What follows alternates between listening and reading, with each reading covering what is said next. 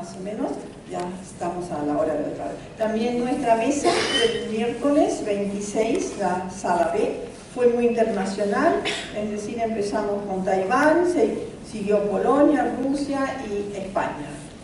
Bien, comenzamos puntualmente, como era debido hacerlo, y nuestra compañera Wei-Feng Liu nos puso al día sobre el tema político actual, es decir, sobre Donald Trump.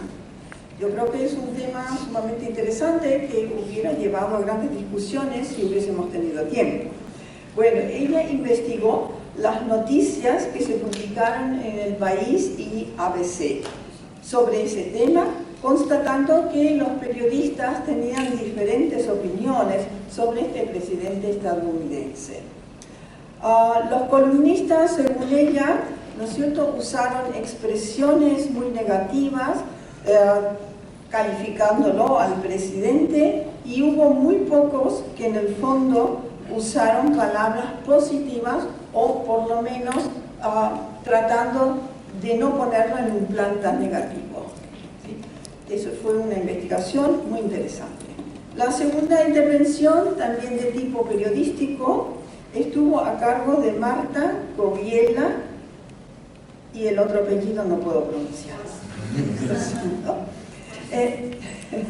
Ella presentó un tema: huellas de infancias perdidas en los internados del miedo, de Montse Armengaud y Richard Bellis, el periodismo comprometido y la recuperación de la memoria histórica. Es decir, que habló sobre este libro, Los internados del miedo, que se refieren a los crímenes franquistas que se cometieron con menores, hijos de padres republicanos. En el 2002, los autores Montse Armengaud y Richard Bellis, junto con el historiador, montaron una película bajo el nombre, o título mejor dicho, Los niños perdidos del franquismo. En dicha película se documentan las desapariciones de muchos menores. Además, en 2016 se publicó un libro con el título Los internados del miedo, en el que se recopilaron testimonios de las víctimas que sufrieron bajo el régimen de Franco. Es decir, también se habló, en este caso, de la explotación infantil, es decir, estos niños a los que se explotaban, que les hacían trabajar, eran niños de madres solteras o de padres que estaban en la cárcel o en general de clase pobre. Es decir, que estos fueron los que más sufrieron los malos tratos. Fue una intervención sumamente interesante, pero que daba un poco de miedo. Bueno, no nos refirió todas las acusaciones que se hizo a los niños, pero pienso que si uno lee el libro le da piel de gallina. Bien, la tercera ponencia nos vimos enfrentados al tema el estado de la enseñanza del español como lengua extranjera en el bachillerato de Taiwán, presentado por Alicia, es decir, su nombre en chino, Wen-Fen Yang. Buena pronunciación.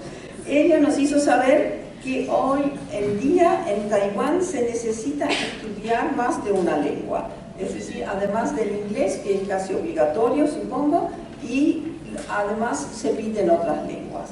Pero que debido a las relaciones que tiene Taiwán con el resto del mundo, entonces la lengua española llegó a tener un lugar destacado. Es decir, que el interés ha aumentado. Pero el problema que se le presenta a muchas universidades es que, por una parte, están formando a profesores, pero esos profesores luego no consiguen una cátedra o no llegan a tener un profesorado. Entonces, muchos de los profesores están, digamos, como ella decía, en el tiempo parcial, trabajando tiempos parciales y muy pocos en tiempo total. Bien, además tienen problemas con la parte de los libros, ¿no es cierto?, las ediciones, etcétera, pero que de alguna manera salen adelante. Y bien, seguimos con el tema también en la cuarta, la fraseología en el aula de L, lengua extranjera, un reto difícil de alcanzar, una aproximación a la fraseo-didáctica, de Agnieszka Schindler, que es la que nos expuso este tema. La fraseo-didáctica, según nos explicó, es una disciplina bastante nueva que se fue convirtiendo en el campo de estudio independientemente. Para ella es necesario que dicha disciplina sea incorporada al estudio del español como lengua extranjera. Y nos presentó una serie de ejemplos conteniendo expresiones del cuerpo humano. Por ejemplo, no tener pelos en la lengua, ponérsele a uno los pelos de punta, etc. Es decir, con una serie de ejercicios, ella quiere incorporar al estudio de la lengua española, para extranjeros especialmente, el hecho que se entiendan estas expresiones, que son importantes para los extranjeros, que puede haber en cierta manera ciertas traducciones, ¿no es cierto?, pero por otra manera puede entenderse de una manera muy diferente.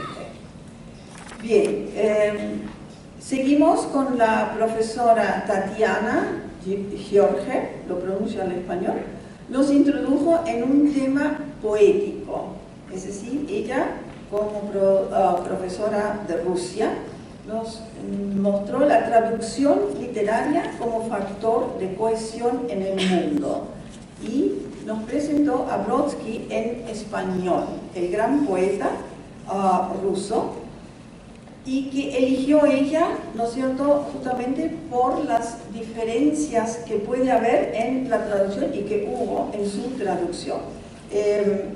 Joseph Brodsky fue ganador del Premio Nobel en 1987 y ella nos trajo el texto, o analizó el texto, Ingresé a la celda en lugar del salvaje animal, y nos ha demostrado las diferentes interpretaciones que da lugar esta poesía.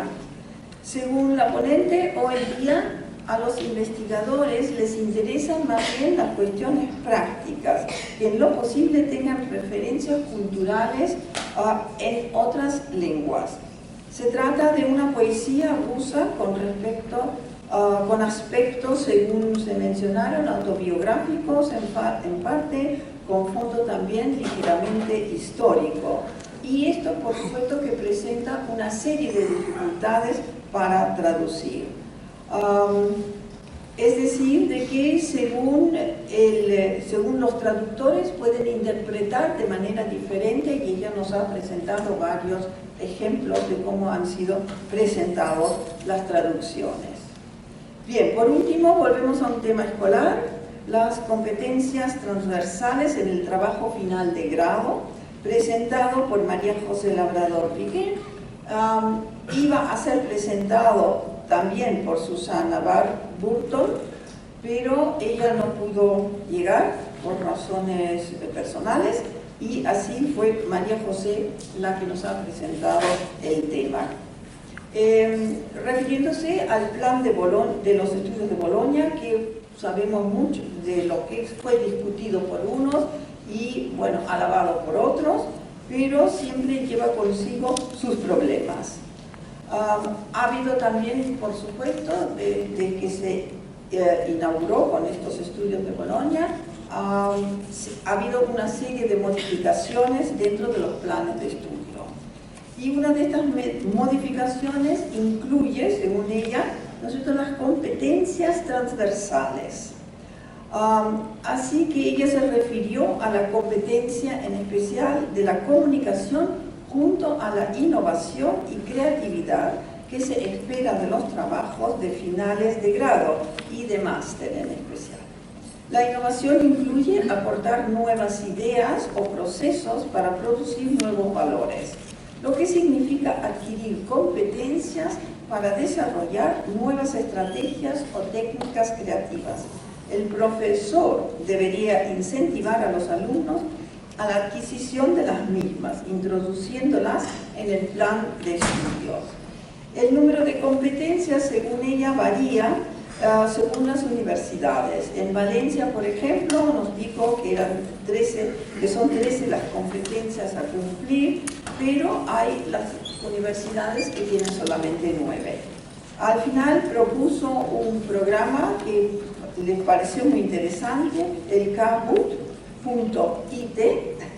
para los que se interesan aplicar en estas competencias, y pueden verlo por internet. Eso fue la recomendación que nos había hecho. Muchas gracias.